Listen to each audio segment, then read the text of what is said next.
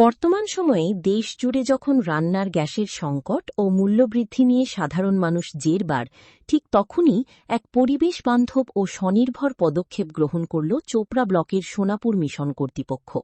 সোমবার মিশনের নিজস্ব উদ্যোগে সেখানে একটি নতুন বায়োগ্যাস প্লান্টের আনুষ্ঠানিক উদ্বোধন করা হল। এই উদ্বোধনী অনুষ্ঠানে উপস্থিত ছিলেন স্থানীয় বিজেপি নেতৃত্বসহ সোনাপুর মিশনের প্রতিনিধিরা। মিশন সূত্রে জানা গেছে, এই প্লান্ট থেকে প্রতিদিন প্রায় 200 সেফটি গ্যাস উৎপাদিত হবে। সোনাপুর মিশনে ডে বোর্ডিং ও নাইট বোর্ডিংয়ের ব্যবস্থা থাকায় প্রতিদিন গড়ে 50 থেকে 70 জন গরিব ও অনাথ শিশুর 3 বেলার খাবার এই গ্যাস দিয়ে তৈরি করা সম্ভব হবে। মিশনের নিজস্ব ডেয়ারি ফার্মের গোবর ব্যবহার করেই এই গ্যাস উৎপাদন করা হবে, যার ফলে আলাদা করে কোনো অতিরিক্ত খরচের প্রয়োজন হচ্ছে না।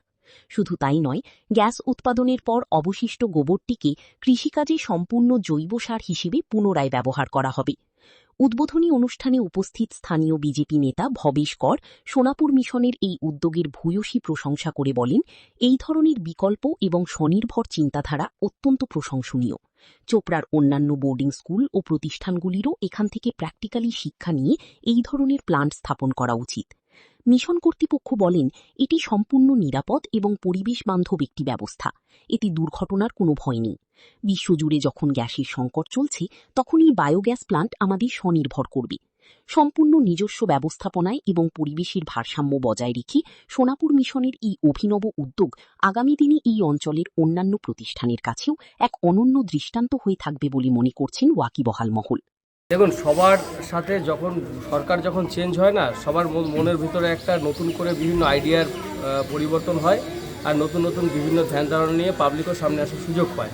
তো এই ক্ষেত্রে সোনাপুর মিশন সারা পশ্চিমবঙ্গের মধ্যে, আমার মনে হয় চোপড়ার মধ্যে বটেই, পশ্চিমবঙ্গের বিভিন্ন জায়গাতে এরকম কোনো উদ্যোগ এখনও নেওয়া তেমন হয়নি।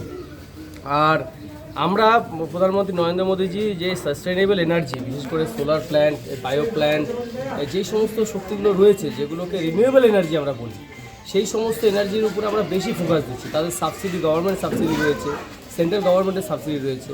তো সোনাপুর মিশন আজকে যেটা করলো, সেটা তাদের যেহেতু বোর্ডিংয়ের সিস্টেম রয়েছে, ডে বোর্ডিং, নাইট বোর্ডিং রয়েছে, তো রান্নার গ্যাসের যে সমস্যা, বিশেষ করে ভারতবর্ষে আমরা দেখলাম যে যখন মধ্যপ্রাচ্যে যুদ্ধ লাগলো, ইরানের যখন যুদ্ধ লাগলো, আমাদের তেলের জাহাজগুলো, আমাদের গ্যাসের জাহাজগুলো সব আটকে যাচ্ছিল মিডল ইস্টের আনরেস্টের কারণে, রাশিয়াতে আনরেস্টের কারণে, ইউক্রেনে আনরেস্টের কারণে।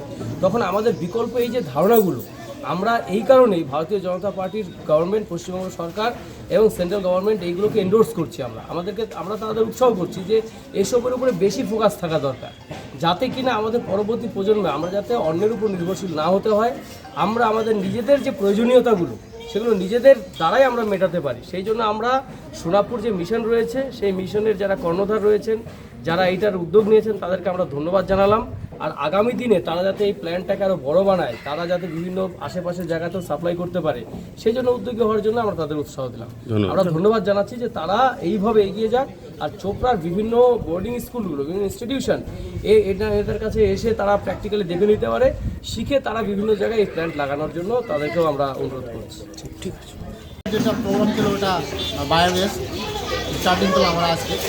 যেহেতু আমাদের দেশ, খালি দেশ না সারা দুনিয়া গ্যাসের জন্য, তেলের জন্য সংকট ভুগতেছে, তখন আমরা একটা প্রকল্প অপশনাল যেটা খোঁজ করে বার করলাম, যে তা অনেক দিন থেকে বন্ধ ছিল, আমরা আবার ওটা ঠিক করেছি। এবং আজকে আপনারা দেখতে পাচ্ছেন আমরা শুরু করেছি কী করে এই সংকটকালে আমাদের গ্যাসের জায়গায় গোবর গ্যাস দ্বারা আমরা বাচ্চাদের জন্য খাবার তৈরি করতে পারবো, সেটার জন্য বিশেষ করে যদি 60 থেকে 70 বাচ্চা বা যে কোনো, ওদের জন্য এক ট্যাঙ্কি ফুলফিল হলে সারাদিন, মানে 24 ঘন্টার সময়। এর ফলে কতটা সুবিধা হবে? এখন সুবিধা বলে কি, আমাদের ওই গ্যাসের জন্য আর চিন্তা করতে লাগবে না যে কোথায় পাবো বা কী করে আনবো। এতে কত খরচা হচ্ছে? আমাদের কিছুটা কাজ আগে থেকে অনেক দিন আগের ছিল, তো মোটামুটি 50,000 মতো খরচা হয়ে গেছে। খরচা হচ্ছে। আর এই গ্যাসটা তৈরি করতে কত খরচা হচ্ছে? এখন কিছু খরচা নাই, যেহেতু আমাদের ডায়েরি ফার্ম আছে, তো আমাদের নিজের গোবর যা লাগবে, লেবার কস্টটাই লাগবে, আমাদেরকে পিছনে ডুবাতে হবে। আর ওই গোবরটা আবার খুব ভালো কাজে কৃষির জন্য সারের রূপান্তর। কি নাম আপনাদের স্কুলে? স্কুলের নামটা বলুন। আপনাদের মিশনের নাম কি? Field Baptist society. মূলত এই স্কুলের উদ্যোগে কি গ্যাস বায়োগ্যাসটা স্কুলে যে এখানে অনেক বাচ্চারা থাকে, মোটামুটি 50 থেকে 60 জন।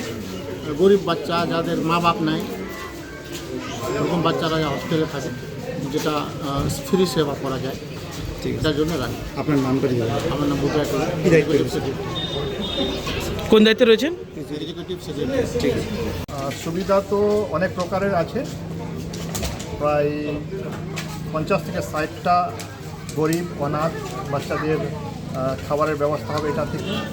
এটা একদম সেফ, এটাতে কোনো অ্যাক্সিডেন্ট হওয়ার কোনো ভয় নাই।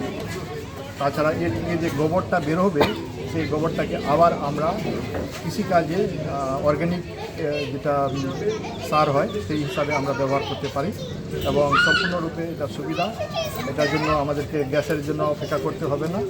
আমাদের ভারত সরকারও উৎসাহ দিচ্ছে যেন আমরা অর্গ্যানিকের দিকে ফিরে যাই এবং এটা এক প্রকারের অর্গ্যানিক গ্যাস, বায়োগ্যাস যেটাকে আমরা বলি, এবং আমাদের জন্য পুরো বিশ্ব যখন গ্যাসের সংকটের মধ্যে দিয়ে যাচ্ছে, এটা দিয়ে আমাদের অনেক প্রকারের এটা কি মিশনের নিজস্ব উদ্যোগে করা হলো? এটা মিশনের নিজস্ব উদ্যোগে করা হলো, কিন্তু সহযোগিতায় আমাদের বর্তমান সরকারের যারা প্রতিনিধিত্ব করছেন তারা আমাদেরকে উৎসাহ দিয়েছেন যে এই ধরনের কর্মসূচি নিলে এটাতে ভবিষ্যতে সরকারও এইভাবে অন্যান্য স্কুল কলেজের মাধ্যমে এই জিনিসটাকে শুরু করতে পারে। কয় বেলা রান্না হয় এই মিশনে? প্রায় 60 থেকে 70 জন বাচ্চাদের জন্য রান্না হয়ে যাবে এটাতে। এই গ্যাস তৈরি করতে কি কোনো খরচা হচ্ছে? আমাদের ডেয়ারি ফার্ম আছে, ও ডেয়ারি ফার্মের গোবর আমরা ইউজ করছি গ্যাস তৈরি করার জন্য। আবার